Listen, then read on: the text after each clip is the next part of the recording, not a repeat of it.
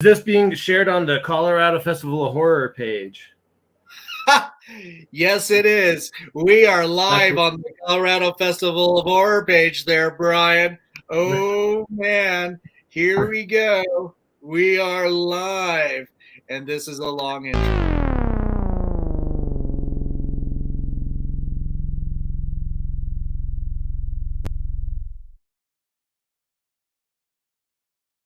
This is COFOH Live Undead. I am your host, Daniel Crosier, and I am joined by the amazing Bryan Pedersen. Wow!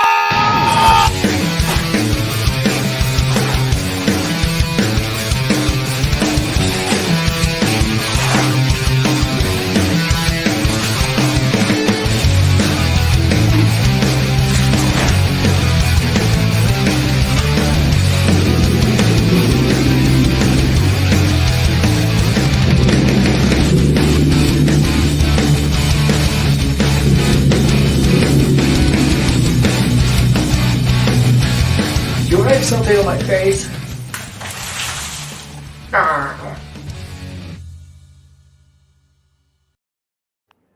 Brian, how are you? Hi, Daniel. Thanks for having me on the show, man. Yeah, good to see you. It's been a few weeks. I saw you at the Oddities and Bizarre Expo in Colorado Springs. Yeah, that's a great little show. You weren't too far from me there, so that was actually really nice.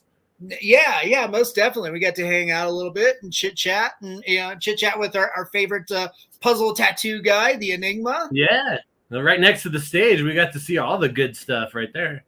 That's right. You certainly did. You got to take in the aroma of gasoline fumes while he operated his chainsaw. Oh yeah, I got the fumes. I got a little bit of chunk of apple. You name it. An apple a day keeps the doctor away, but it turns out that's a bit of a lie. You need more than that. Not me. I don't. Oh, okay. Never mind. Us mere mortals definitely do. Brian, you're an amazing comic book artist. Yeah, you're a fantastic illustrator and visual artist. Tell us a little bit about yourself. Where you come from and how you got into comic book art.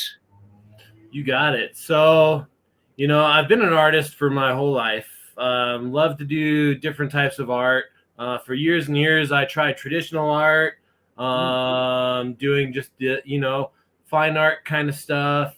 I ventured out into different avenues. I worked at a tattoo shop for a year. I did a couple movie horror concept art.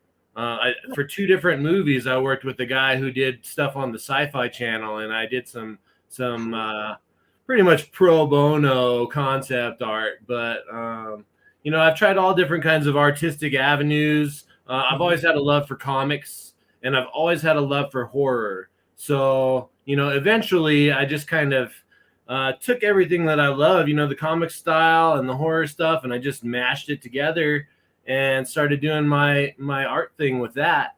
Yeah, and it kind of started doing shows. I started doing conventions. I started working on a big project. I have this horror project that I like to sell at shows. Just basically a lot of fan art of a lot of retro horror movies. A lot of stuff from the 80s, 90s, some 70s stuff. Kind of the golden age of horror, if you ask me. Like Killer Clowns. Yes. I love B horror. I love B horror. Yeah.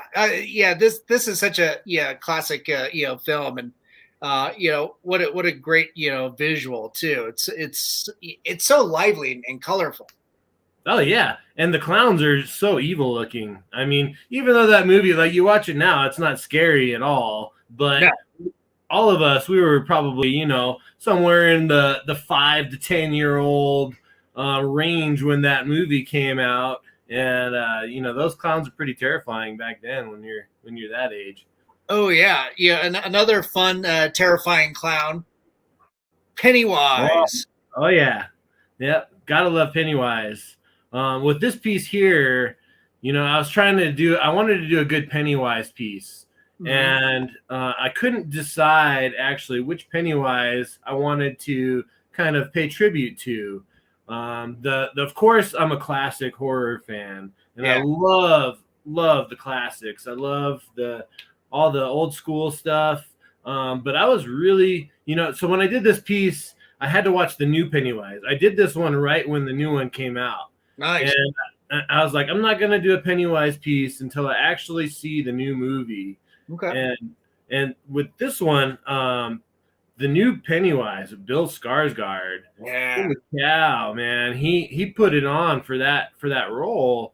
And there's a lot of stuff I really liked about the new Pennywise too. So with this piece, I actually decided to incorporate both of them kind of just going at it. The piece is actually called No, My Name is Pennywise. And they're just battling it out.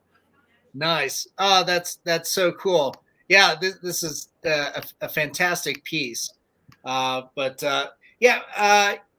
you're creating a piece of art, like, what's your process necessarily? Yeah, every artist has a different way of approaching, but what's the first step? So I approach every piece differently. Like with my horror project, one of the big things that I really am going for with this whole project is I go to a lot of shows, I do a lot of conventions, and I'll see Nightmare on Elm Street art, Freddy art, Jason art, Pennywise art. But the problem is I see the same screenshot over and over and over again. Everybody does their own little painting of Pennywise, but it's the same screenshot.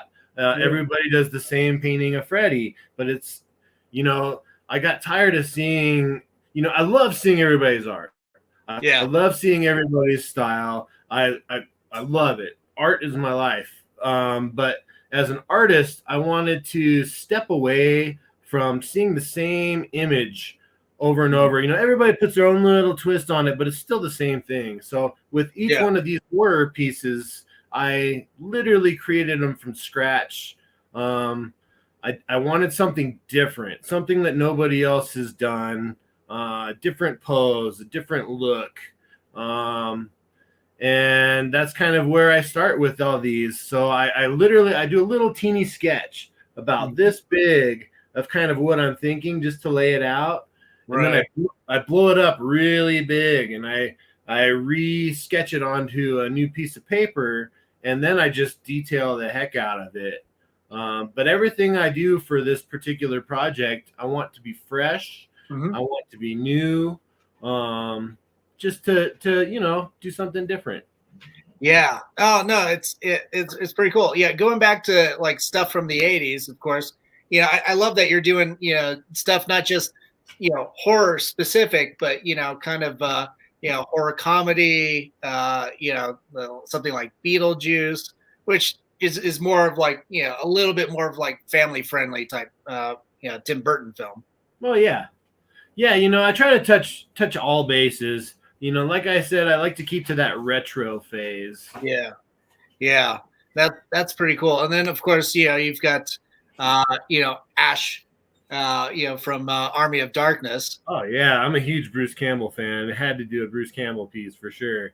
Nice. That was a lot of fun. A lot of people like that. I get a lot of people looking at the little deadite booty grab there.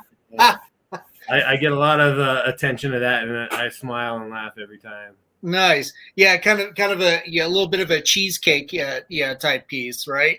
Yeah, Bruce Campbell's always trying to save the girl in peril. So I just kind of created a generic girl in peril. And, of course, we've got skeletons, we've got deadites, we've got, the miniature Ash. I try to incorporate all kinds of different things. With this piece, though, so typically when you see Ash, you always see him with the chainsaw or the shotgun. Right. Always. And granted, that's awesome, but I wanted to, like I said, I want to do something different with the project. So I stayed away from the typical chainsaw shotgun thing, and I went different with it, and I put on his Iron Gauntlet from Army of the Darkness, Okay. and just did a kind of little different thing with this.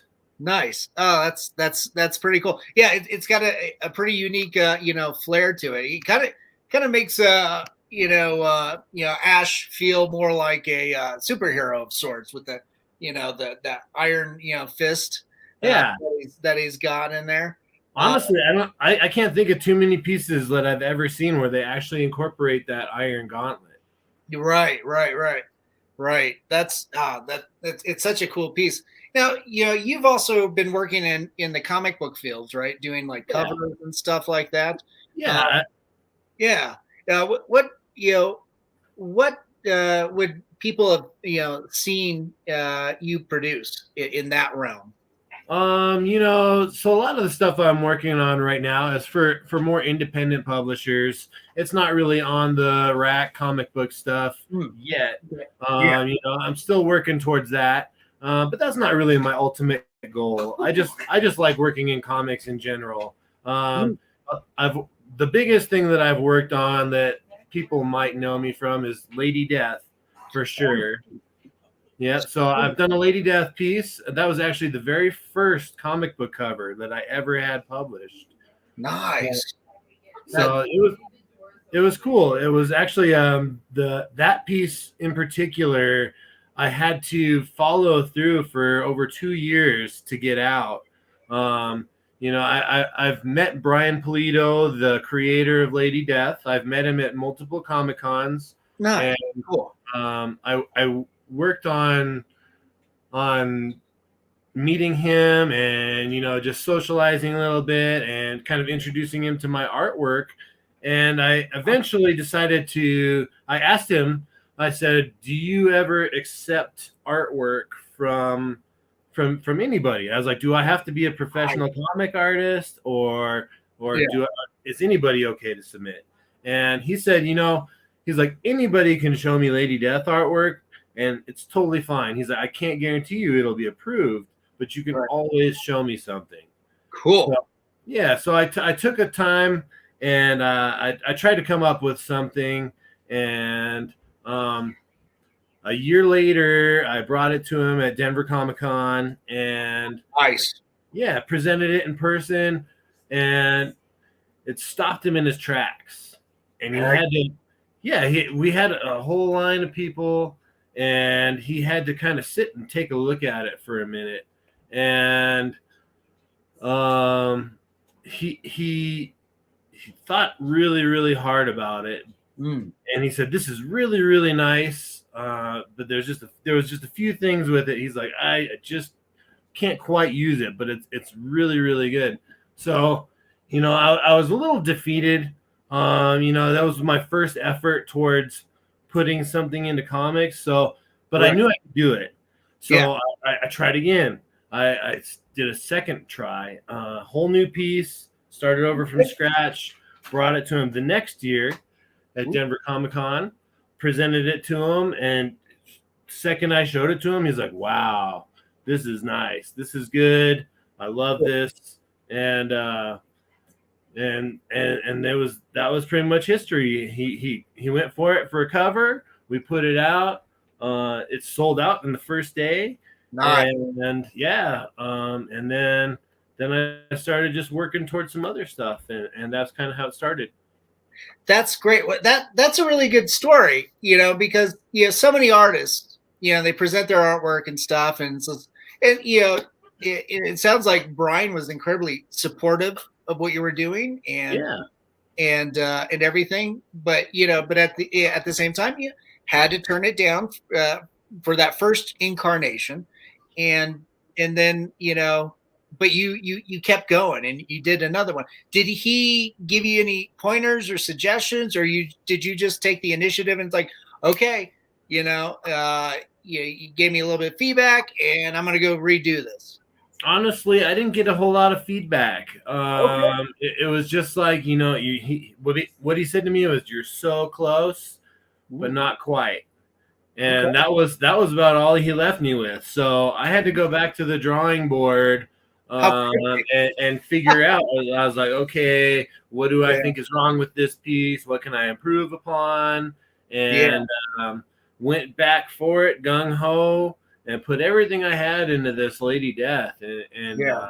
it felt really good that I kind of almost blew him away when I gave him the piece. Nice. So without him giving any pointers, then what did you take from, what did you learn during that process as an artist? I study art a lot. I literally look at everybody's art, and I analyze it. Like I said, I love art. Art's my life. Every time anybody does a piece of art, I stop and I just kind of absorb it for a minute. Okay. Everybody has different things they do. Everybody has a different approach to art. Yeah. Everybody has a little their own kind of signature style. Yeah. I try to look at mine. I'm still, I'm doing well in art, but I'm still finding my style as well. Okay. And I realized I tried to see where my flaws lied and what I did wrong. There was a few things in the face. He did give me a couple pointers. Okay. So, for example, like Lady Death's face, I had a few lines around the eyes and things like that. And he said that it makes her look old when you incorporate some things like that around her face. So with the next piece that I did, I tried to ease up on some of the things on the face, just kind of let the eyes and the eyebrows and the nose and the mouth just kind of set in there without anything else. Because a lot of times, like especially with like the horror stuff, there's lines all over the faces. We got you got cheekbones, you got eyebrows, you got wrinkles, you got noses, you got all kinds of crazy stuff. But it's different drawing a beautiful woman. Mm-hmm. Right. Yeah. Lady Death's pretty interesting. She's this immortal character. She's obviously supernatural of sorts, but she still embodies this, full of life, woman. And it's interesting that the more you add lines to the face, the more you age somebody a character like that. That's definitely something as an artist I got to keep in mind too. Yeah, we're all learning, we're all trying different stuff, and a lot of the stuff that I've drawn, back in the day was all from photo reference. I did a lot of model work, a lot of things like that. And when you look at somebody, you do see, like the kind of the curvature of the eye socket and things like that. Yeah. When you're putting it in comics or pinup art, you have to leave that kind of stuff out, even though you do see it. Right. No, that's smart. It's good to self-edit and kind of incorporate that level of restraint. Going back to like horror stuff and adding lines and everything, you do a lot of great monster work too. Oh, yeah. Sierra, I think this one is like it's our friend the Predator. Oh yeah. So here's an example of like a creature or a character that you can just go hog wild with line work, right? Yeah, yeah, man. Oh man. So the Predator is crazy. When I first started the Predator project, I was like, okay, a Predator is going to be a piece of cake. Basically, it's just a big muscle guy with a monster face. I was like, that's going to be easy. No. Predator was quite the undertaking. And man, once I started getting into the actual drawing of Predator, the pose came pretty easy. I kind of wanted him, squatting down with his little trophy collection of bones and skulls and stuff. Yeah. Like I said, I want to do something different. So I had his little laser cannon blasting or charging up, and okay. I like to have things kind of reaching out of the page at you too. So he's kind of grabbing at you while he's doing his thing there. But the Predator in particular, like I said, I figured he was just going to be a big muscle guy, but he has so many little details when it all comes down to it. It was one thing after another, and it was like endless. So I was like, man, I gotta draw a little bone necklace, and then I gotta draw all these. He's got all these little spikes all over his face and stuff. Yes. And so many awesome details. yeah, so many awesome details. Whoever, Stan Winston does such an amazing job with his monster design, and I had no idea what I was in for when I got into the Predator. Yeah, but it turned out good. Yeah, no, it's amazing. How long does a piece like this take for you, do you think? So just the drawing alone is probably 30 to 40 hours, and then the coloring is an additional probably 30 hours on top of that. Gosh. One finished piece of these is probably anywhere 60, 70, 80 hours. Oh my gosh. Wow, I had no idea. That's pretty intense. Yeah, I try to work almost every day. Since I do have a day job, although I do work full time in art as well. I'll go to work and I come home and I try to put in 2 to 3 hours a night. And then on weekends I'll just work the whole weekend. And a piece like this is easily a month and a half, working almost every day, putting in a few hours. Yeah. Wow, that is amazing. And then we also have this gorgeous piece, and we have Art the Clown, who's incidentally going to be a guest at Colorado Festival of Horror this year. The Terrifier. Oh my gosh, this is such a gorgeous piece. I'm so excited to get my picture taken with the Terrifier. You don't even know. I can't wait. And Brian Bonner just posted, it's like, hey, I have Art the Clown hanging, and it is amazing. So he's Thank you, Brian. Yeah. Thank you, Brian. Yeah, he was actually my neighbor at the Colorado Festival of Horror last year. Cool. So it was actually really cool. Brian's a great guy, and I'm glad that he's enjoying his artwork. Yeah. Oh, that's so cool. I find this one to be, one of your more, painterly pieces in terms of like, it's very expressive and, impressionistic. It's one of my newer pieces. I kind of evolved as an artist throughout this whole project. I actually started doing these in about 2012. Okay. So it's been a 10-year project. The last few years I've just been doing comic stuff. I haven't been able to squeeze out as much horror art as I've wanted to, but this whole project has been a kind of an evolution of my skills. And each piece that I do, I try to push my skills as far as I can take them. Like with this piece, so Art the Clown is a black and white clown. Right. But I didn't want to use just black and white. As an artist, you have the choice to use what colors you want. And so I actually took this whole piece, and it's actually all shades of purple. Believe it or not, there's no black or white on it. It's just different shades of purple and violet to give it just a little bit more artistic fun to it. I don't know. Nice. That's pretty interesting.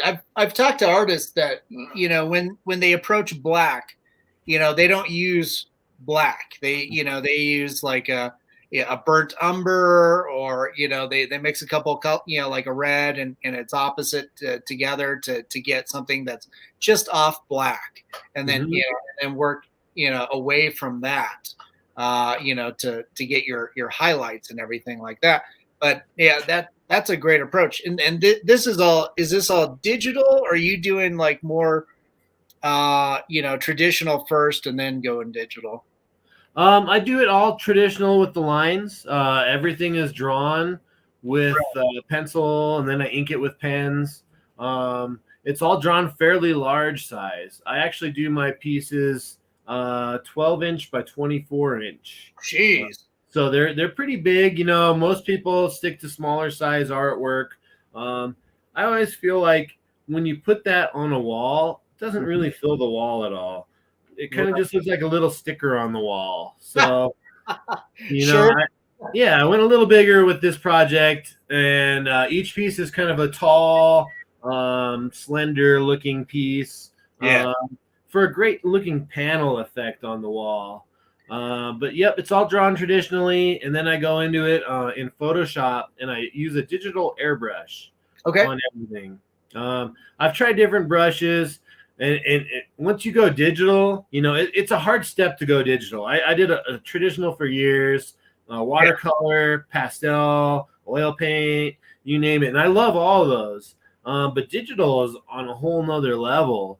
And if you haven't dabbled with it yet, I highly recommend it.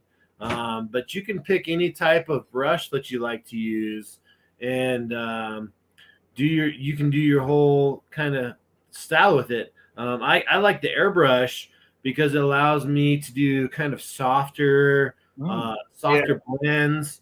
I can do cool glow effects with it.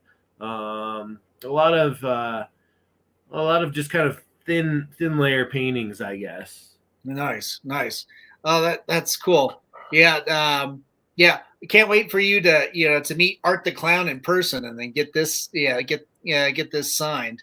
Oh yeah, no, I can't wait either. No, I'm actually, I love that movie, and I love telling people about it. There's so many people who don't know about Terrifier yet and Art the Clown yet, and I absolutely love. I can't tell them about the movie. Like, I don't tell them any of the good juicy details because there's some cool stuff in that movie that you're like, holy crap.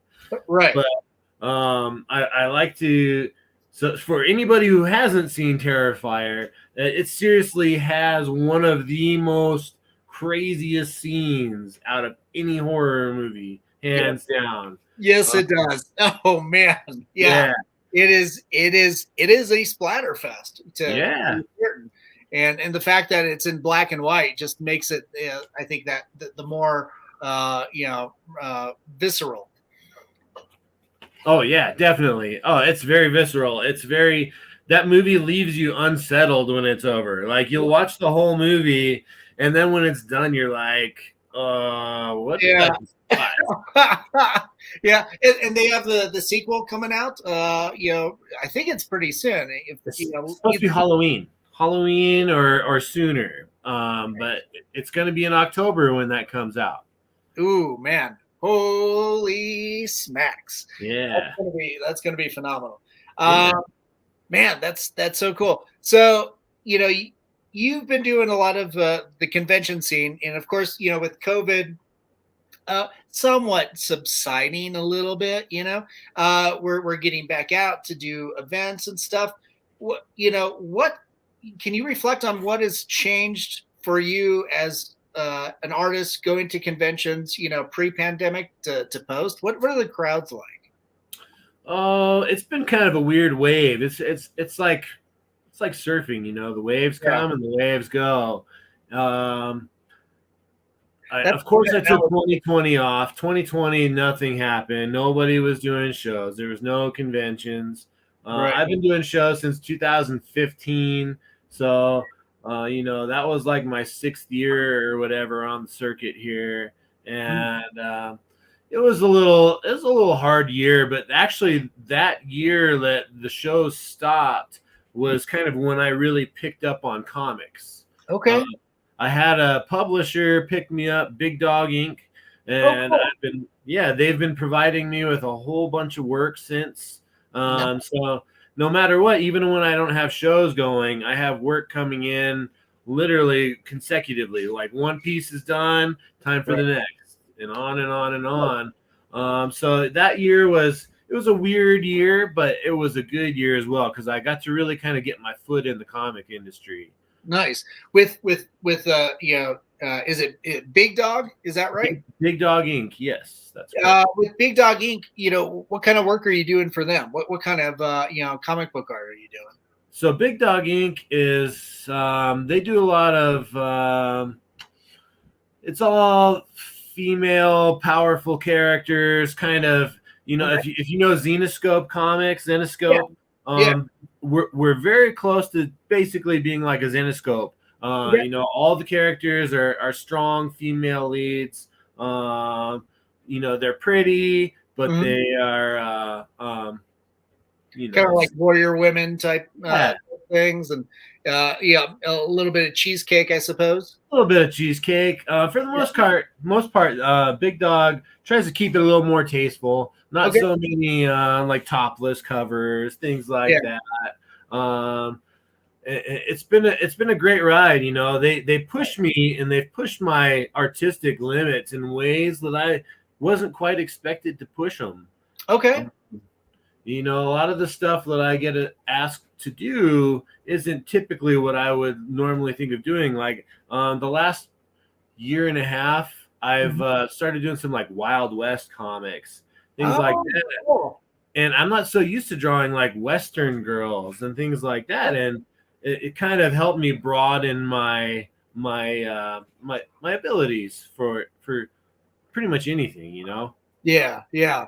Well, that's pretty cool. So it sounds like you're kind of stretching your artistic muscles and going in different genre directions, having to draw new and different things. Like, yeah, I'd imagine like horses and all kinds of different things like that. Yeah, honestly, you never really know what you're gonna get. I'm not too into drawing like cars and stuff, but some of my 2 out of the 3 next covers I'm going to be doing, I have to do some cars in there, and Nice. You end up drawing some stuff that you're not quite used to, but it ends up strengthening you in the end. Everything it's like a new learning piece. Yeah, yeah. I've heard, I've only drawn or illustrated a handful of automobiles in my time. And yeah, for me, I tend to find them, kind of boring, but the challenge is good. Just because it's usually clean lines, it's got to be, very symmetrical, lots of clean lines, very geometric and stuff. And I think it's, at first glance, for me, it's like, oh, this is going to be a boring challenge, but then it becomes a really good challenge. Oh yeah. Now cars and anything mechanical, that stuff. I mean, you're stuck. If you want it to look good, you're going to be using French curves and rulers. Right. I mean, you have to step into some tools. Otherwise, all of your lines are going to be a little wobbly and they just aren't going to look right. So it's definitely. I had to draw a Lamborghini last year, and the Lamborghini was the first car that I've done, and it was actually my first step into like French curve work. And holy cow, I mean, anytime you do, like you said, it's totally different. Yeah. And I had to sit there and literally I have like 15 French curves that I have to go through one by one to find just the right curve and just the right shape and every line. Yeah. And, it's challenging, but it's also it's interesting as an artist. Nice. Okay, cool. Well, I mean, it sharpens your skills, and hopefully you can put that Trevor chest of cool tools you use. Looks like I kind of popped off for a second there. There I am. I went down on my end. Hopefully we're still podcasting. But that treasure trove of tools, off to the side, just specially labeled that this is my Lamborghini toolkit. So now you know what to go back and use the next time. But kind of get back to horror. Yeah, sure. Growing up, going way back, growing up, like what films and novels did you really just kind of latch on to? I loved everything horror. When I grew up, that was always my go-to on the TV. It still is. Yeah. Back in the day, for sure, some of the biggest influences I had was staying up all night on the weekend. So like they had Monster Vision and USA Up All Night and all kinds of cool like Friday night monster flick fests where I could go camp out on the couch as a little kid, stay in my sleeping bag and just watch horror movies all night long. And I did that every weekend, you name it. Nice. some of the biggest ones that I can remember, I watched everything. I started off with the classics like Frankenstein and Dracula and Godzilla and all those old kind of like safe monster movies when I was young. But the one that really affected me more than anything else was Nightmare on Elm Street. I saw that the first Nightmare on Elm Street probably when I was in first grade, and holy crap, man, I had trauma for like 3 years. I had to I was afraid to walk on my floor at night because I thought Freddy's claws were gonna pop up out of the carpet and get my feet. Ooh, jeez. Oh wow. How old were you when that came out? You think? Well, that was probably in the mid to late 80s. I probably didn't see it right when it came out, but I saw it. I know I watched it on like HBO or something, and had nightmares for years. I had to turn my radio on at night. I thought it would help protect me from Freddy. I was like, oh man, I'm gonna put my radio on. Oh man, yeah, that's hilarious. It's interesting that things like that grab you, that give you nightmares and stuff, and then later in life, that's the thing that you love, that you kind of connect with other people over. Oh yeah. And there's actually one time at Salt Lake City, I go out there every year for their Comic-Con, and Robert Englund was there one year, probably about 3 or 4 years ago. And I got there early one day, and I was just walking around. The show hadn't even opened yet, and there was, half the vendors weren't there yet. And I was just walking around checking stuff out with my wife, and we look over, and the whole celebrity alley is empty except Robert Englund. Robert Englund was there at 8:30 in the morning, sitting at his table all by himself with no security, no staff, no nothing, just all by himself. And I had the perfect opportunity to go actually meet my most terrifying person that I've ever experienced in my life. Yeah. And I actually couldn't do it. I had the best opportunity in the world, and I was like, man, and it psyched me out. Oh no! Oh man! Well, hopefully you'll have another opportunity soon. I did actually. He came to Colorado about 2 years later. Came to the Colorado Springs Comic-Con. Nice. And I actually got to meet him there in person, and I actually gave him a Freddy print that I did. And he really liked it. He'd never seen it before, and he's like, this is awesome. And he actually told me that he was going to hang up the artwork in his cabin. He has his own cabin, and he's got all kinds of Freddy artwork in there, and he's like, this would go great with all my other Freddy stuff. So I was actually really honored, and it was a really cool experience. Oh, that's cool. Weird question. Did you by chance, mention to him that, that you kind of psyched yourself out from not meeting him the first time? I did. I tried to tell him the story. The one thing about Robert Englund was he really liked to be the storyteller. And he was kind of telling his own stories to me and a couple other people that were in line. And although I really wanted to share my story, he was really kind of in depth with his stories a little bit more. So, I don't know if he really got my story so much. Fair enough, I guess. Yeah. Going back to more of your artwork too. One of my favorite pieces of yours is the alien piece. Oh, thanks. This is something I take you probably watched when you were a kid. Oh hell yeah! Alien. Alien Part 2, Aliens. That's one of the coolest movies ever. Yeah. That's pretty cool. This is something else that you don't really see. Having the face hugger so formidable front and center. Yeah. No. Okay. So this piece is hilarious. So I love this. I have a gigantic piece at my table. I have a 2 foot by 4 foot print. I call it a mega print, and it's kind of one of my display tools. And this piece here makes me laugh all day long. So speaking of the face hugger, my face hugger is very, very anatomically correct. And all day long, I'll get people walking by, usually groups of women or kids or whatever. But I get a lot of looky-loos who kind of point and snicker and literally stops a lot of people in their tracks. But the funniest thing about this piece is you would not believe how many 12-year-old boys have to have it. For real. Almost every 12-year-old boy has to ask their parents. They're like, hey, Dad, can I have this print? Right. It's great. You know, I love the reactions this print gets. Oh, that's so funny. That's hilarious. Yeah. Yeah.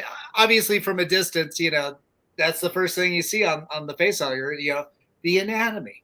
Oh yeah, definitely. No, and it's all right. I mean, I literally, I drew it off of reference. I mean, I put every little detail that I could see off of reference onto that. So, I mean, it's as correct as you can get.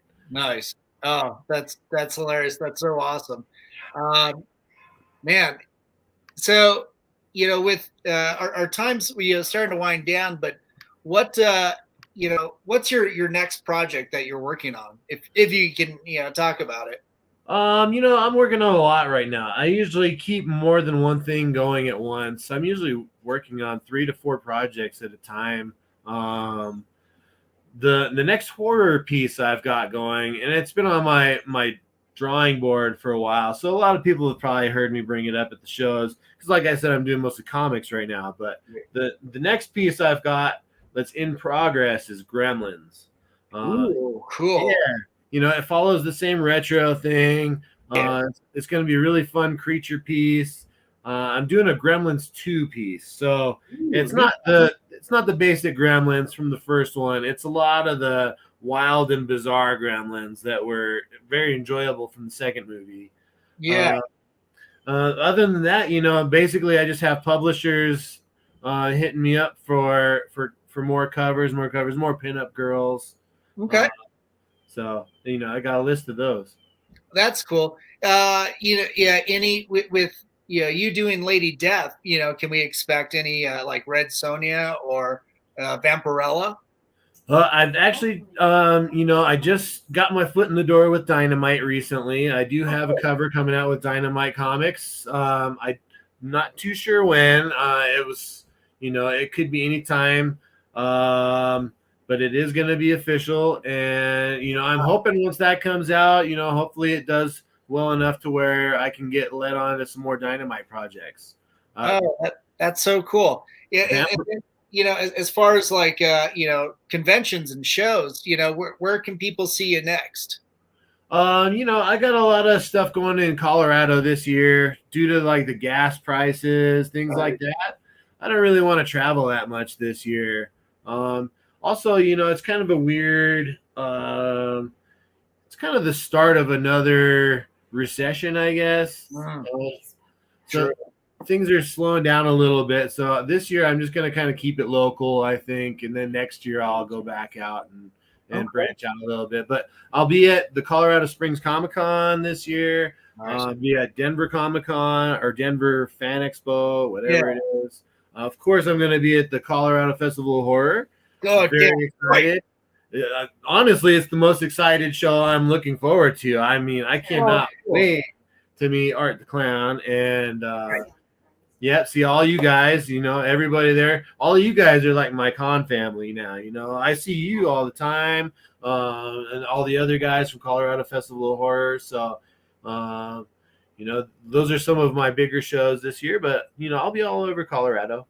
Sweet. Yeah, we can't wait to see you at COFOH this year. And that'll be September 9th through the 11th at Embassy Suites off of Havana and I-70 here in Denver. And it'll be fun to see what new stuff you got going. And hopefully when you get that Gremlins piece, you can regale us with tales of, you know, maybe approaching Joe Dante. Yeah, hopefully so. You know, I don't know. Is he going to be at the Colorado Festival of Horror?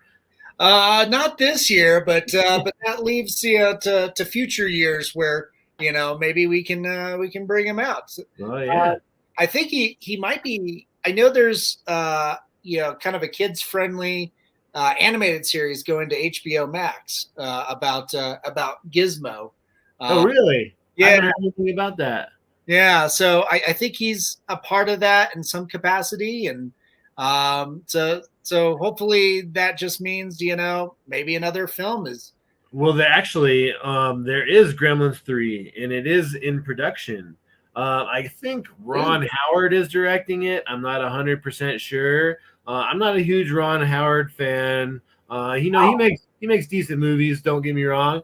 But the best part about from what I've heard of Gremlins 3 is it's going to be all puppetry, no CGI. Man. So, every movie these days completely relies on CGI, and it's to me, it's not fulfilling. There's some cool stuff that they do, but you can't beat that old, actual interaction with an actual thing. Yeah. I'm gonna have to look that up. When we get off, most definitely, because I'm a Gremlins fanboy. But for puppetry, for you, Bryan, and everybody else out there, look up Creature Kid. They're in Arvada. That's head up by Adam Dougherty, and he's working on a fully puppeted short film. Oh, cool. I think Daniel Roebucks from the upcoming Monsters film, and nice. And he was initially actually cast originally in Home Alone in Daniel Stern's part, but had to drop out. Yeah. But yeah, he's been around a lot. It's if you go online, go to creaturekid.com, all with a K, and you can check out KID, Creature Kid. Yep, Creature Kid. Okay. Yeah, Creature with a K. Okay. Yeah. But yeah, I love puppetry. I love real world type stuff, and feel free to reach out to Adam too if you ever want to. He's really approachable and does amazing work out of his shop in Arvada. Nice. Yeah.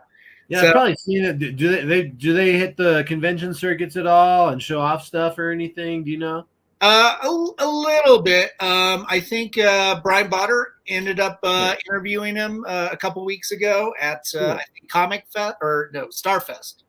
Nice. And then I ended up interviewing him because they've got a short film project that they're working on called Jungle of Darkness, and it's amazing to see all the amazing talent and all the cool things that are happening in your own backyard. Oh yeah, definitely. Colorado is growing too. There's so much stuff going on here right now. I mean, it's a great place to be. Yeah, most definitely. So much amazing talent. And, and with that, everybody out there, support your local talent, keep them going, keep them, prospering, especially during, these tough times. Yeah. A little belch there. But and with that, go and follow Bryan Pedersen here at deviantart.com/zombie the artist. That's been scrolling down below this whole time, and he's on Facebook and Instagram, and probably a truck stop too. I don't know. Yeah, probably the best stuff ends up anywhere. Oh man, yeah.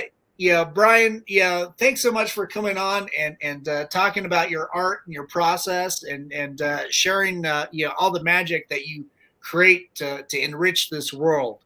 Well, thank you so much, Daniel. I really appreciate it. I really enjoyed being on the show. I'm a huge fan of you guys and horror altogether, and I can't wait to see everybody at the Colorado Festival of Horror. Oh, awesome! Yeah, it'll be a lot of fun to be able to hang out with you and Bryan, hang out for a few minutes while we sign off. But sure. just wanted to say thanks to all our friends and family that tuned in this week. And, of course, to our friends over at Mutiny Information Cafe. If you're going to start a revolution, make sure it's caffeinated. And our friends at Hellfire Entertainment, thanks for rebroadcasting us on your social media. And our friends at Groovy TV. And, of course, to Alien Donut Films, to Bill and Angela over there. Thanks for putting up with my shenanigans. And our producers, Stephen Santa Cruz and Amanda Armstrong. And to everybody that tuned in, thanks so much. Remember to take care of each other and look out for each other during these tough times, and stay spooky.